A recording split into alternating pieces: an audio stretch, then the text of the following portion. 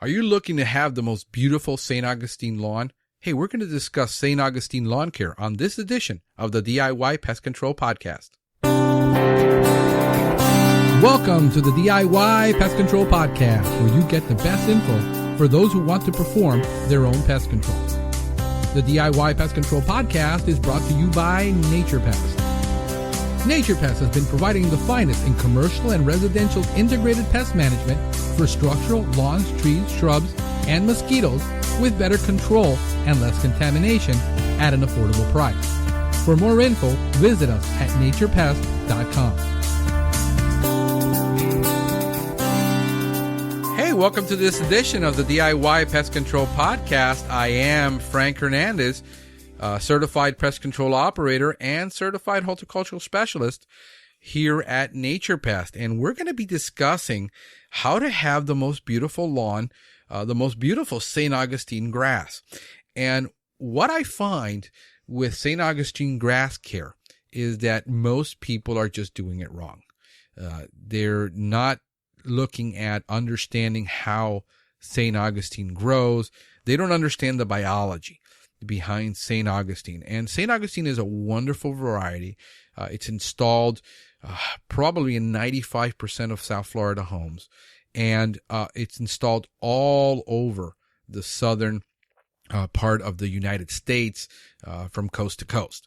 So it is a widely used plant. And also the two varieties that are most used is the palmetto variety and the floratam variety. And the difference between the palmetto and the floratam is palmetto will handle partial shade, where St. Augustine floratam needs to be in full sun. So if you have that open yard that has no trees, has no shade in it, it has sun from sun up to sundown, then what you need is floratam. But if you have those areas where they have partial shade, and partial shade is less than half a day of sun, so around a half a day of sun, it isn't that you have a giant tree that you're going to plant St. Augustine under and it's going to live. It's eventually going to die. If you have it on the side of a house, like there's a 0-lot home and you have 4 feet division between you and your neighbor and it gets sun maybe 30 minutes a day, it's going to die. It's not designed for that. There's no variety of St. Augustine that can handle that kind of heavy shade. But if you have the one of the two varieties, then the next step is to make sure that it's being mowed perfectly. And why is this so important? Because if you're doing it yourself, you need to be mowing that lawn a minimum of once per week, even in the winter. Because if you train it to grow, if you're fertilizing it properly, if you're taking care of the insects when they occur, that lawn will grow even in the wintertime. When we used to do landscaping, we used to have all of our St. Augustine lawn care done once a week, and we were mowing it even in the winter. So it does grow. It does stay beautiful. It doesn't grow obviously as much as it does in the summer, but you'll get a 1/4 inch, 1/2 inch growth in the winter very easily if it has deep roots. And why is it so important to cut it high? You need to mow St. Augustine at 3 to 4 inches. If you have a small yard, 3 inches is good. If you have a large yard, like if you have a 1/4 of an acre or 1/2 an acre, more, then you need to mow it at 4 inches. It'll look really nice. A lot of people want the grass cut short because they like that short look, but St. Augustine is not the right cultivar. If you want a short look, you need to plant another cultivar. It's something else besides St. Augustine. You can go with Bermuda, you can go with Zoysia, you can do something else, but not St. Augustine. And so 3 to 4 inches on mow it weekly. I mean, you're supposed to be texturally, if you're going to be doing it by the book, mowing it at 3 to 4 inches and reducing no more than 1/3. What happens when you remove more than 1/3? So in the summer, you have this program where you have your landscaper come out every 2 weeks and he mows it every 2 weeks. And then in the winter, you cut him down to once a month because the grass isn't growing. You're actually doing a disfavor for your lawn and for your landscaper because he's got no work and he's got to go find something to do in the winter. Second of all, your grass isn't really going to look nice. When you let it grow in the winter, in the summer, when it's raining just about every day, and it's growing to 6 inches, 7 inches, and he has to mow it, you're going to get some rotting happening. You're going to get, all of a sudden, you took away all that food it had, all that energy it had to generate. You took all that food away. Leaves, the plants store their nutrition. They produce it through their leaves. So by using the sun, they use it what is known as photosynthesis. And they turn that sunlight through a metabolism process into sugar, food, glucose. This is what they need. And when you take it away, what you do is you cause stress on the plant. And now it has to work twice as hard to produce food. Where when you're taking away a little bit at a time, you're recirculating it through a mulching mower. You're not picking it up. Big mistake in trying to pick up your clippings and using side discharge. You should be using a mulching mower that's going to mulch that leaf down into little particles, put it back into the soil as natural fertilizer. Okay?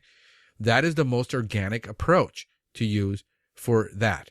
Then if you fertilize it 3 times a year, you're going to be fine. You fertilize it once in the spring, once in the fall, once in the summer, and then once in late fall. And you're going to be good doing it 3 times a year, 4 times a year tops. But you really don't need to obsess over fertilizer. If you're mowing it right, here's what will happen. Number one is your roots are going to be deeper. Because if you're mowing it at 2 inches or 1 inch, you're going to have 1 inch roots. Well, in South Florida, and if you have nematodes in the soil, these are these little round worms that eat through the roots, and you don't have big healthy roots, your plant's always going to be stressed out because you've got these short little roots that they can eat. But if you have deep roots, it's going to be able to retain water better, access it better. It's going to be able to deal with nematodes better. It's going to be less stressed, so you don't have to deal with all the diseases and all the insects. It's going to be able to tolerate it better, okay? So that's the advantage of doing that. You're going to cut down on the amount of pesticide you have to use. If you want to do organic lawn care, it all starts with perfect, good cultural practices. Product is never, ever going to make up for bad practices. Chemical only solves a problem when it happens. But if you only need the chemical then twice a year, then that's a lot more eco-friendly because you're applying less amount of active ingredients to your soil, to your yard, where you're contaminating your yard, and you're being more eco-friendly. Plus, you have a great-looking lawn. So it's a win-win for everybody in this case. So what I would highly recommend is you get your cultural practices spot on. The second biggest blunder in cultural practices that I see is improper irrigation. People are irrigating the wrong amount of time, the wrong amount of water at the wrong time of day. So what is the correct irrigation practice for St. Augustine lawn? Well, you want to irrigate always in the morning, never at night. A lot of people come home from work and they want to go out and turn on their sprinklers, or they want to spray their lawn to get some recreational activity, something to do in the evening to relax. Well, this is not one of them you want to do. You want to irrigate in the morning, sometime between 4 and 6 a.m. If you're going to be up later, then that's fine, up to 9 a.m. And then what you want is that water to be absorbed by the roots, but then you want it to be burned off by the sun. Why do diseases happen? Well, the majority of them are caused by environmental stress, environmental changes. If it rained all night and then you had a cloudy day, overcast all day, that gave an abundance of water and an abundance of humidity for a pathogen to come alive and to be able to spread and be active because it's got what it needs. It's got that humidity. But if it burns off, then your lawn is going to be healthier. So you want to irrigate in the morning. How often?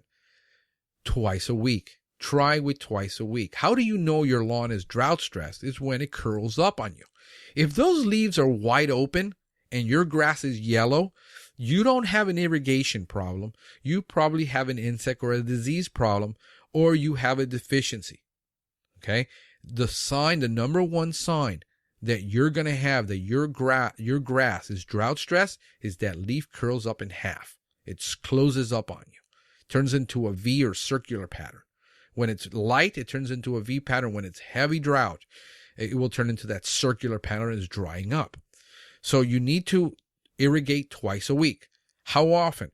Well, that's going to depend on what time of year you're in. If you're in the summer, you might need 30, 45 minutes to an hour of irrigation to make up for what would be about 1 inch of rain.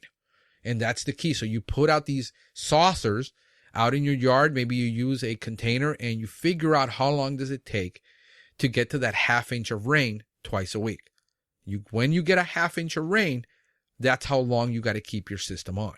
That's the easiest way to figure it out. You take these, take a bedpan, take something that water will fall in, and then you can measure it. And this is not that high scientific.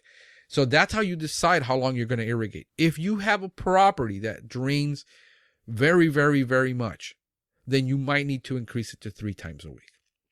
But what you want to do is irrigate deep and irrigate infrequently.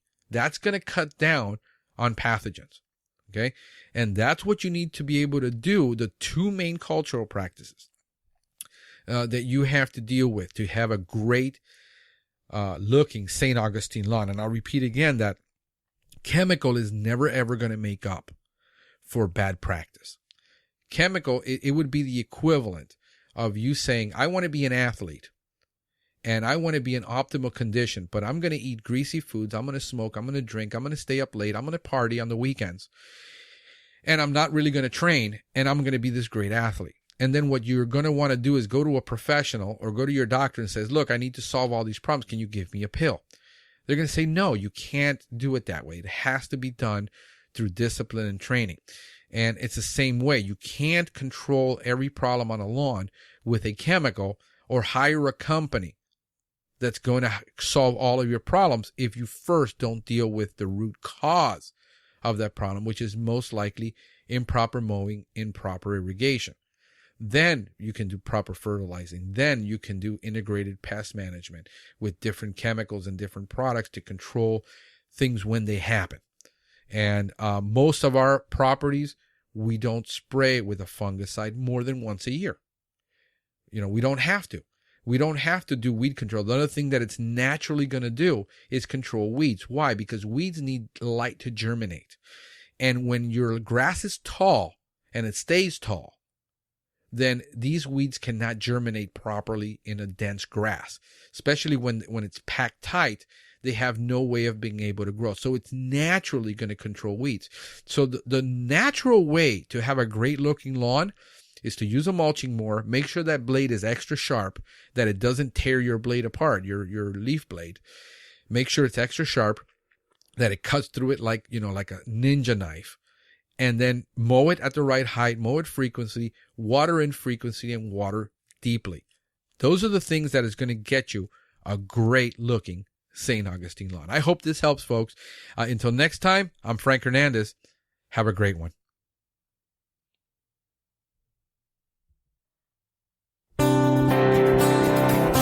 Thank you for listening to the DIY Pest Control Podcast. Please remember that although Franklin Hernandez is a certified and licensed pest control operator in the state of Florida, the content of this podcast is for informational purposes only. You should consult your local and state government or cooperative extension service before performing any pest control service.